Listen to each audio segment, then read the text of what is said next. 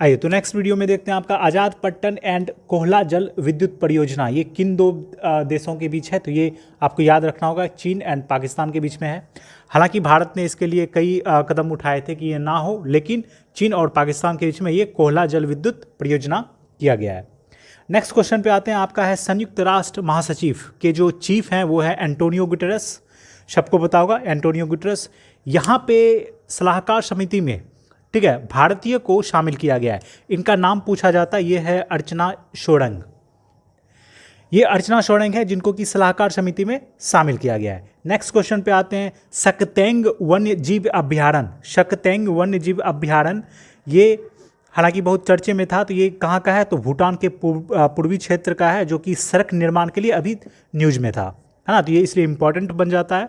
इसके बाद आते हैं नेक्स्ट क्वेश्चन पे, जो है हागिया सोफिया संग्रहालय, जिसे मस्जिद के रूप में कन्वर्ट कर दिया। ये कहाँ का है, तो होगा तुर्की।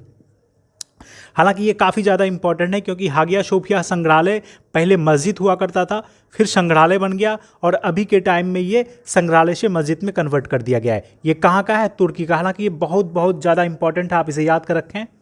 नेक्स्ट क्वेश्चन पे आते हैं, किस राज्य एंड केंद्र शासित प्रदेश को जैविक प्रदेश के बनाने के लिए 5 साल के लिए एक टारगेट रखा गया है। वो कौन सा योजना है, वो होगा आपका मोदी योजना। MODI, मोदी आपको याद होनी चाहिए। इसका फुल फॉर्म बहुत ज़्यादा इंपॉर्टेंट है। MODI का फुल फॉर्म क्या होगा, तो mission organic development initiative. Mission organic development initiative, ठीक है। ये कहाँ पे होगा, तो ये लद्दाख के लिए बनाया गया है। चलो फिर से एक बार डिवीजन कर लेते हैं। आज़ाद पट्टन एवं कोहला जल विद्युत परियोजना किन दो देशों के बीच है, तो चीन और पाकिस्तान के बीच होगा। दूसरा क्वेश्चन होगा, संयुक्त राष्ट्र महासचिव के जो चीफ हैं एंटोनियो गुटेरेस, ठीक है, इसने जो है कि एक सलाहकार समिति में अर्चना शोरंग, जो कि भारतीय मूल की हैं, इसे शामिल किया है। और नेक्स्ट क्वेश्चन पे देखते हैं, तो सकतेंग वन्यजीव अभ्यारण्य, है ना, ये सड़क निर्माण के लिए अभी चर्चा में था। ये कहाँ का है, तो ये भूटान के पूर्वी क्षेत्र का है। उसके बाद नेक्स्ट क्वेश्चन पे आते हैं, तो हागिया सोफिया संग्रहालय, जो कि अभी तुर्की का है, इसे मस्जिद में कन्वर्ट कर दिया गया है। और फिर नेक्स्ट क्वेश्चन जो लास्ट होगा, इसमें देखेंगे कि किस राज्य एवं केंद्र शासित प्रदेश को जैविक प्रदेश के रूप में कन्वर्ट करने के लिए बनाया गया। ये लद्दाख होगा, जो कि 5 वर्षों के लिए होगा, ठीक है। और इस योजना का नाम है मोदी, MODI, मोदी। और इसका फुल फॉर्म क्या होता है, इसे हम लोग देखेंगे, मिशन ऑर्गेनिक डेवलपमेंट इनिशिएटिव। एक बार और, मिशन ऑर्गेनिक डेवलपमेंट इनिशिएटिव। देखो, राष्ट्रमंडल खेल वर्ष 2022 कहाँ पे होगा, तो वो इंग्लैंड के बर्मिंघम में होने वाला है 2022 का। और हालांकि तीरंदाजी प्रतियोगिता जो होता है वो भारत में होगा आपका, ठीक है। नेक्स्ट क्वेश्चन पे आते हैं, तो 19 नंबर में, वरुण नौसैनिक अभ्यास, ये किन दो देशों के बीच होता है, तो भारत एंड फ्रांस के बीच होता है, आप देख सकते हो। और ये आपका जो है कि गोवा में हुआ था रिसेंटली। अब बात करते हैं दिसंबर 2019 में कौन सा ज्ञानपीठ पुरस्कार, ये था आपका ज्ञानपीठ पुरस्कार 55वां था, जो कि मिला है अकितम अच्युतम को मिला है। ये एक मलयालम कवि हैं।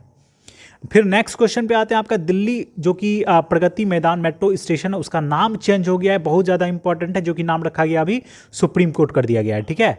अब आते हैं ईज ऑफ डूइंग बिजनेस, ये निकाला जाता है आपको वर्ल्ड बैंक के द्वारा।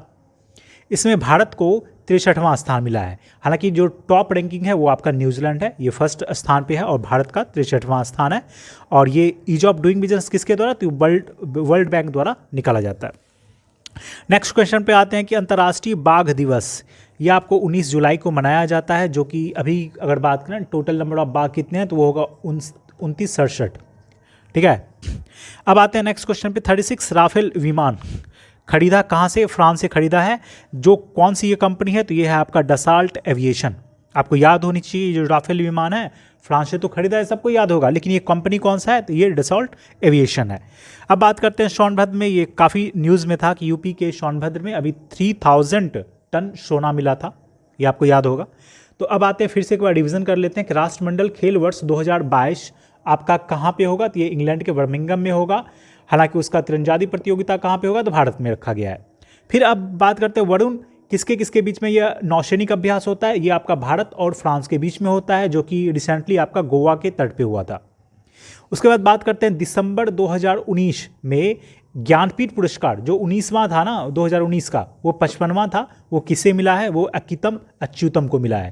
हालांकि ये कौन से हैं, तो मलयालम कवि हैं। बात करते हैं दिल्ली में प्रगति मैदान मेट्रो स्टेशन का नाम चेंज हो गया है, और उसका नाम रख दिया गया है, सुप्रीम कोर्ट कर दिया गया है।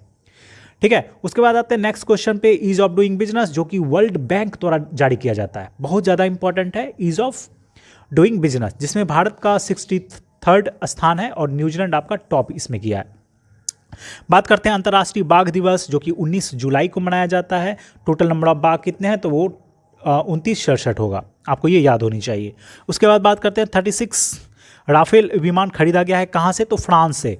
अब ये कौन सी कंपनी है, ये आपको याद रखना है, जो कि है डसाल्ट एविएशन। ये आपका क्या होगा, डसाल्ट एविएशन। उसके बाद फिलहाल अभी आपका न्यूज़ में था सोनभद्र यूपी का, काफ़ी न्यूज़ में था, यहाँ पे 3000 टन सोना मिला था। चलो नेक्स्ट क्वेश्चन पे आते हैं दोस्तों कि देखो 26 नंबर क्वेश्चन में क्या है कि स्कूली शिक्षा प्रणाली में सुधार लाने के लिए एक स्टार कार्यक्रम स्टार्ट किया गया है, जो कि वर्ल्ड बैंक के द्वारा किया गया है। ठीक है, तो वर्ल्ड बैंक ने क्या किया है कि स्कूली शिक्षा प्रणाली को एक स्टैंडर्ड में लाने के लिए एक स्टार्स कार्यक्रम की शुरुआत की गई है। अब नेक्स्ट क्वेश्चन पे आते हैं कि विज्ञान कांग्रेस का आयोजन, जो कि 2021 में कौन सा होगा, 108वां होगा, और वो कहाँ पे होगा, तो पुणे में होगा, जो कि 3 से 7 जनवरी के बीच होगा। वेरी इंपॉर्टेंट, विज्ञान कांग्रेस का आयोजन 2021 में कहाँ पे होगा, तो पुणे में होगा, और वो 3 से 7 जनवरी के बीच में होगा। कौन सा संस्करण होगा, तो 108वां होगा। नेक्स्ट क्वेश्चन पे आते हैं दोस्तों कि भारत में इंटरनेट सेवा को मौलिक अधिकार, ये सुप्रीम कोर्ट ने ऑर्डर दिया है, ये किसके अंतर्गत आएगा, तो अनुच्छेद 19 के अंदर आएगा। ये भारत में इंटरनेट सेवा को मौलिक अधिकार घोषित किया गया है अनुच्छेद 19 के द्वारा। फिर आते हैं नेक्स्ट क्वेश्चन पे, असीम पोर्टल। असीम पोर्टल ये किस मंत्रालय के द्वारा बनाया गया है, ये आपका है कौशल विकास एंड उद्यमिता मंत्रालय के द्वारा। अपने क्वालिटी को इम्प्रूवमेंट लाने के लिए ये कौशल विकास एवं उद्यमिता मंत्रालय द्वारा आपका असीम पोर्टल लाया गया है। नेक्स्ट क्वेश्चन पे आते हैं, IM विजयन, ये एक्चुअली फुटबॉल से संबंधित है, उनके कैप्टन रह चुके हैं। तो IM विजयन किससे रिलेटेड है, तो ये फुटबॉल खेल से संबंधित है, ये न्यूज़ में था, तो आप याद रखो इसे। नेक्स्ट क्वेश्चन पे आते हैं कि 22 मार्च 2020 को जल दिवस मनाया जाता है। तो जल दिवस कब मनाया जाता है, तो 22 मार्च 2020 को, और इसका थीम क्या था, तो थीम था जल एवं जलवायु परिवर्तन। इसका थीम क्या था, तो पूछेगा तो जल एंड जलवायु परिवर्तन इसका थीम था। फिर लास्ट क्वेश्चन होगा हमारे पास, ये किस राज्य को छठी अनुसूची में शामिल किया जाने की बात कही गई है, ये आपका होगा Arunachal Pradesh. Very important question, Arunachal Pradesh को छठी अनुसूची में शामिल किया जाएगा। ठीक है, तो चलो एक बार और रिवीजन कर लेते हैं। स्कूली शिक्षा प्रणाली को सुधार लाने के लिए स्टार्ट कार्यक्रम, जो कि वर्ल्ड बैंक के द्वारा लाया जाएगा। उसके बाद से 108वीं जो विज्ञान कांग्रेस का आयोजन होगा, पुणे में होगा, 3 से 7 जनवरी के बीच में। ये कब होगा, तो 2021 का। नेक्स्ट क्वेश्चन पे, भारत में इंटरनेट सेवा को मौलिक अधिकार बनाया गया, कौन सा, अनुच्छेद 19 के द्वारा। असीम पोर्टल क्या है, तो ये आपका कौशल विकास एवं उद्यमिता मंत्रालय द्वारा लाया गया है। IM विजयन का संबंध किससे है, तो ये फुटबॉल खेल से संबंधित रखते हैं। IM विजयन कौन है, तो फुटबॉल के कैप्टन, फुटबॉल टीम्स के कैप्टन है। नेक्स्ट क्वेश्चन की बात करते हैं कि 22 मार्च 2020 में जल दिवस जो होगा वो कब मनाया जाता है, 22 मार्च 2020 में, और इसका थीम क्या होगा, जल एवं जलवायु परिवर्तन। उसके बाद नेक्स्ट क्वेश्चन पे आते हैं, किस राज्य को छठी अनुसूची में शामिल किया गया है, तो वो होगा आपका अरुणाचल प्रदेश। किस राज्य को छठी अनुसूची में शामिल किया गया है, वो होगा आपका अरुणाचल प्रदेश।